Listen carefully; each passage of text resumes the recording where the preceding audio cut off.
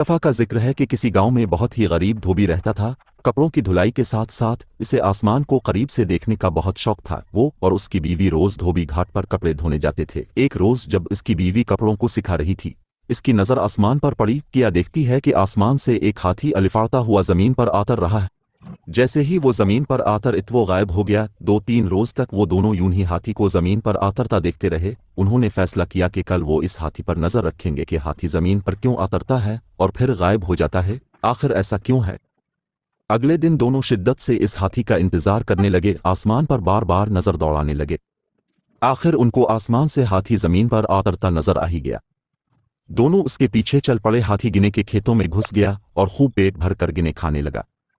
हाथी का पेट भरा और अलिफाड़ने की तैयारी करने लगा। जैसे ही इसने अलिफाड़न भरी, दोनों मियाँ बीवी ने भी हाथी की दाम पकड़ ली और हाथी के साथ अलिफाड़ने लगे। हाथी आसमान की बुलंदियों को पहुंचा तो धोबी किया देखता है कि एक पहाड़ हीरे सोने के जवाहरात से चमक रहा है। यूं लग रहा था जैसे कोई अपना खजाना यहाँ छोड़कर भूल गया है। दोनों मियाँ बीवी की आंखें खिली की खुली रह गईं। आखिर हाथी पहाड़ पर आतर गया। दोनों मियाँ बीवी भागकर सोने पर टूट पड़े और ज्यादा से ज्यादा सोना इकट्ठा करने की कोशिश करने लगे। रात के बढ़ते अंधेरे से परेशान होने लगे। उन्होंने सोचा कि सुबह होते ही वो हाथी की दाम पकड़कर जमीन पर आतर जाएंगे। आखिर सुबह हुई और वैसा ही किया। इस जमीन पर आतर बढ़िए और अपने घर की तरफ रवा दवा हो गए।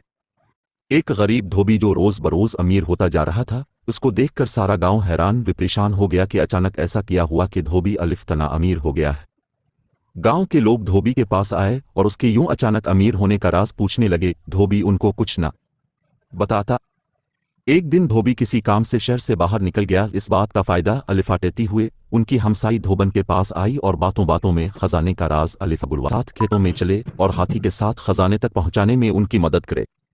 ये सब सुनने के बाद धोबी के दिल में लालच पैदा हुआ कि वो उनके साथ जाके और खजाना इकट्ठा करके लाएगा। ये सोचकर वो उनके साथ जाने के लिए राजी हो गया। अगली सुबह सारे गांव वाले खेतों की तरफ निकल गए और आंखें आसमान पर जमाए बैठे थे।